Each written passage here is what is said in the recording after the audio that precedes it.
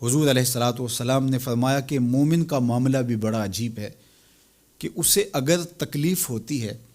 تو اس پر وہ صبر کرتا ہے، یا اسے خوشی ملتی ہے تو اس پر وہ شکر کرتا ہے، تو دونوں صورتوں میں اللہ اس کو اجر عطا کرتا ہے۔ اور یہ صرف شان مومن کی ہی ہے کہ وہ مصیبت پر صبر کرے، بلکہ فرمایا کہ مومن کے پاؤں میں کانٹا بھی چبھتا ہے تو اس کا بھی اس کو اجر دیا جاتا ہے، اس کے درجے بلند ہوتے ہیں، اس کے گناہ معاف کر دیے جاتے ہیں، اس کی خطاؤں سے درگزر کر لیا جاتا ہے۔ لیکن یہ مشروط ہے اس تکلیف کو صبر کے ساتھ برداشت کرنے سے۔ اگر وہ واویلا کرتا ہے، ناشکری کے کلمات کہتا ہے، تو تکلیف تو ختم نہیں ہوتی لیکن اجر زائل کر دیا جاتا ہے۔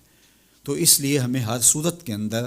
صبر کے دامن کو مضبوطی سے تھامنے کی تلقین کی گئی ہے، اور اہل ایمان کو یہ بھی سبق دیا گیا کہ جب انہیں کوئی بھی مصیبت پہنچتی ہے تو وہ کہتے ہیں انا للہ و انا الیہ راجعون، کہ ہم اسی کے ہیں اور اسی کے حضور پلٹ کے جانا ہے۔ تو یہ وہ امر ہے کہ جو ان کی طبیعت کے اندر ٹھہراؤ پیدا کرتا ہے اور ان کی زندگیوں کے اندر اللہ تعالیٰ جل شانہ پر جو یقین ہے اس کا پتہ دیتا ہے۔ اگر مصیبت کو اللہ کی طرف سے سمجھ کے مان کے صبر کیا جائے، اس کو مقدور سمجھا جائے، اس پر واویلا نہ کیا جائے، اللہ کی نافرمانی کا کوئی کلمہ نہ بولا جائے، اپنے عقیدے میں تزلزل نہ آنے دیا جائے، اپنے رویوں کی خوبصورتی کو زائل نہ ہونے دیا جائے، تو اس کا مطلب ہے کہ وہ شخص مومن ہے، اس کا یقین ہے کہ یہ اللہ کی طرف سے ہے۔ تو پھر اس کے یقین کے صلے کے اندر اللہ اس کو پھر ہدایت قلب کا چراغاں نصیب کرتا ہے۔ اور فرمایا واللہ بکل شیء علیم، اور اللہ ہر شے کو جاننے والا ہے، اسے پتہ ہے کہ کسی پر مصیبت نازل کیوں کرنی ہے، اور اس مصیبت سے اس کا امتحان لینا مقصود ہے، اس کے درجوں کو بلند کرنا مقصود ہے، اس کے گناہوں کو معاف کرنا مقصود ہے، اس کو کسی آزمائش میں ڈال کر کے اس کو مزید کندن بنانا مقصود ہے، یا اس کا کیا مقصود ہے، اس کو سزا دینا مقصود ہے، یہ اسے پتہ ہے۔ تمہارا رب تمہاری طرف آنے والی جو تکلیفیں ہیں ان کے اندر ہزارہا پنہا حکمتوں سے واقف ہے۔ یہاں یہ بات بھی سمجھنے کے قابل ہے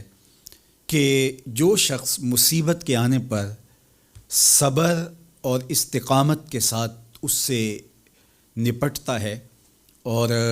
اللہ پر جو اس کا یقین ہے اس میں تزلزل پیدا نہیں ہونے دیتا، کل من عند اللہ، اے محبوب فرما دیجئے جو کچھ ہے وہ تمہارے رب کی طرف سے، یہ اس کا خیال اور فکر ہے کہ یہ میرے اللہ کی طرف سے، تو پھر اس مصیبت کو ٹالنے والا بھی وہی ہے۔ تو اگر یہ اس کا عقیدہ پختہ تھا تو پھر وہ مالک کی دہلیز چھوڑ کے، مالک کی چوکھٹ چھوڑ کے کسی اور دہلیز پہ نہیں جائے گا، کسی اور چوکھٹ پہ نہیں جائے گا،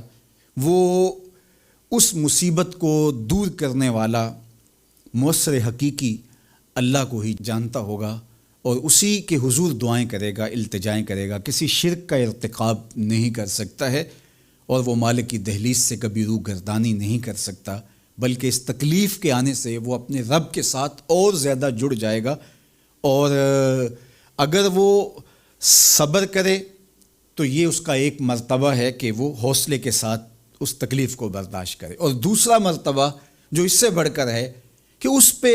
اللہ کی رضا کے سانچے میں اپنے آپ کو ڈھال لے کہ جے سونا میرے دکھ وچ راضی، میں سکھ نو چلے ڈاواں۔ اگر وہ اس بات پہ راضی ہے تو کوئی بات نہیں ہے، میں اس پہ راضی ہوں کہ میرے رب کی یہ رضا ہے۔ تو یہ دونوں چیزوں کا مل جانا، یا دونوں میں سے کسی ایک کا مل جانا، یہ اللہ کی طرف سے اس کو دیا گیا انعام ہے جو اس مشکل حالات میں اس کو حاصل ہوتا ہے۔ اب وہ کس کیفیت میں ہے اللہ تعالیٰ اس کو خوب جانتا ہے، کہ وہ اس پہ صبر کر رہا ہے یا اس کا اندر ڈول رہا ہے، اس کا عقیدہ کمزور تھا اور وہ کمزوری کے باعث جو ہے وہ تزلزل کا، تذبذب کا شکار ہو گئے، تو یہ تمہارا رب خوب جانتا ہے۔ تو تمہارے سینے کے اندر چھپی ہوئی کیفیت تمہارے رب کے علم میں ہے۔